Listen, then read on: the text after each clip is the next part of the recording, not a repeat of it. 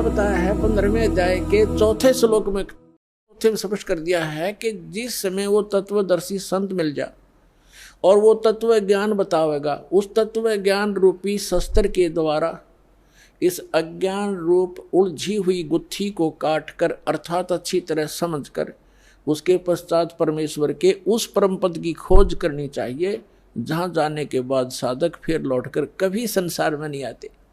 गीता ज्ञानदाता कहता है मेरे भी जन्म मृत्यु और तेरे भी अर्जुन।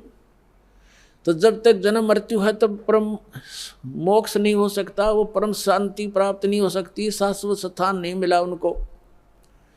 अब देखिएगा यहाँ गीता ज्ञानदाता कहता है 15वें अध्याय के और तीसरे मंत्र से, इसमें कहा है कि इस संसार वर्ष का स्वरूप जैसा कहा है यहाँ वैसा यहाँ विचार काल में, यानी तेरे मेरे गीता जी के विवेचन में मैं नहीं जानता, नहीं पाया जाता, क्योंकि न इसका आदि और न अंत है। क्योंकि गीता ज्ञानदाता को इसका पता नहीं, क्योंकि ये सृष्टि रचने वाला नहीं है, तथा न ही इसकी अच्छी प्रकार से तिथि है। इसलिए इस सुविरूढ़ मूलम, अति दृढ़ मूल वाले, ये गलत है, अति दृढ़ मूल वाले यानी ऊपर का जो लोक है जहाँ परमात्मा रहता है, वो जहाँ से सबका धारण पोषण करता है, जो मूल है सबका, वो लोक दृढ़ हैं, वो अविनाशी स्थान है। सतलोक, अलखलोक, अगम लोक और अकय लोक, जिसको अनामी लोक भी कहती, वो तो सुदृढ़ मूल है। सुदृढ़ मूलम, उस सुदृढ़ मूल वाले यानी उस अविनाशी स्थान वाले भगवान के। अब देखो, सुविरूढ़ मूलम, अति दृढ़ मूल वाले संसार रूपी पीपल के वृक्ष को, यानी संसार की तत्वदर्शी सृष्टि को, दृढ़म, दृढ़ेन मन दृढ़, यानी उस अटल, उस बिल्कुल स्वस्थ, ये है असंग शस्त्रेण, तत्व ज्ञान रूपी शस्त्र द्वारा, यह वैराग रूप नहीं, ये अर्थ गलत कर दिए, तत्व ज्ञान रूपी शस्त्र द्वारा काट कर अर्थात उसको अच्छी तरह समझकर वो ज्ञान अटल है।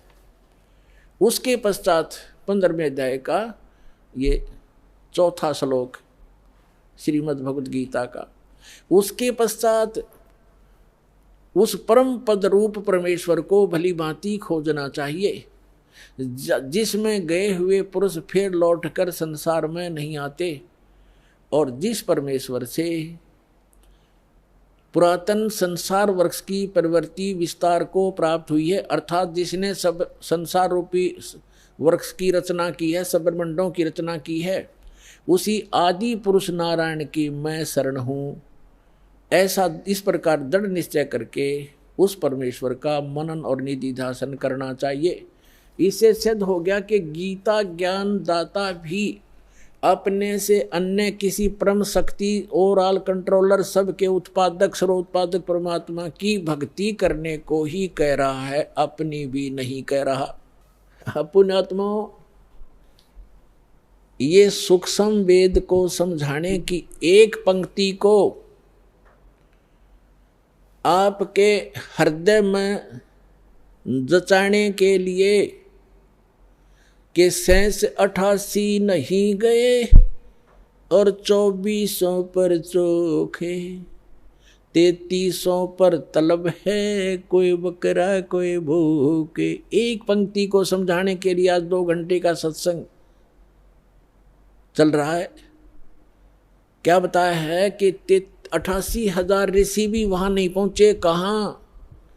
श्रीमद् भगवद गीता अध्याय नंबर 18 के श्लोक नंबर 62 में कहा कि अर्जुन तू सर्वभाव से उस परमेश्वर की शरण में जा, उसकी कृपा से ही, उस परमेश्वर की कृपा से ही तू परम शांति को और सनातन शाश्वतम स्थानम, उस अमर लोक को प्राप्त होगा, सतलोक को प्राप्त होगा। सत्य माने शाश्वत, सदा रहने वाला। तो शाश्वत स्थान पर जाने के लिए तत्वदर्शी संत की आवश्यकता है। तो उसके लिए कहा है गुरु बिन का हुन पाया ज्ञान, जो थोथा बुछड़े मूड किसाना, गुरु बिन वेद पढ़े जो प्राणी, समझन सार रहे अज्ञानी। अब आज के सत्संग में यही निर्णय किया जा रहा है कि जिन महापुरुष ऋषि महर्षियों को हम बड़े विद्वान और परमात्मा प्राप्त समझा करते थे, वो तो इन विष्णु और शंकर भगवान को समर शक्ति बताते रहे और दुर्गा की भक्ति की साधना बताते रहे, और वही भगवान ब्रह्मा और विष्णु और शंकर और देवी को कितना ज्ञान है ये आपके रूबरू हुआ। तो ये मोक्ष कैसे प्राप्त कर सकते हैं? 24 शेष 88 नहीं गए, 88,000 भी वहाँ नहीं गए शाश्वत स्थान पर, और ये 24 अवतार भी नहीं गए, ये विष्णु जी के अवतार हैं। और विष्णु जी कहते हैं मैं दुर्गा से ऊपर किसी को जानता ही नहीं, ये भगवान है मेरे लिए, तो इससे ऊपर कोई देव नहीं। और दुर्गा कह रही है कि ब्रह्म की साधना करो और सब मेरी भी पूजाएं छोड़ दो, उसका ओम नाम है, वो ब्रह्म लोक में रहता है, वहाँ चले जाओगे तुम्हारा कल्याण हो। और ब्रह्म कहता है कि ब्रह्म लोक में गए हुए प्राणी, गीता अध्याय नंबर 8 के श्लोक नंबर 16 में और गीता अध्याय नंबर 8 के श्लोक नंबर 13 में अपना मंत्र बताता है कि मुझ ब्रह्म का केवल एक ओम मंत्र है। इससे वो परम गति होगी जो ब्रह्म लोक प्राप्ति होगी, वो भी अंतिम सांस तक साधना करने वाले की। और ब्रह्म लोक में गए हुए प्राणी भी जन्म मृत्यु में आते हैं। अब वो खुद कहता है कि उस परमेश्वर की शरण में जा जिसकी कृपा से तू परम शांति को और सनातन परम धाम को प्राप्त होगा। और जहाँ 15वें अध्याय के 4थे श्लोक में स्पष्ट कर दिया है कि जहाँ जाने के बाद साधक फिर लौटकर कभी संसार में नहीं आते। और गीता ज्ञानदाता कहता कि मैं भी जन्म मृत्यु और तेरी भी जन्म मृत्यु। तो पुण्यात्माओं, इस एक कंसेप्ट को क्लियर करने के लिए कि सूक्ष्म वेद में जो लिखा है वो सारा सत्य है, लेकिन हमने असत्य ग्रहण कर रखा था, इसलिए हमारे सत्य हमें अच्छा नहीं लगा, सुहाया नहीं। उस सत्य को सत्य ग्रहण कराने के लिए आपके हृदय में इसको स्थान बनाने के लिए ये इतना सत्संग करना पड़ रहा है। अब क्या निष्कर्ष निकला?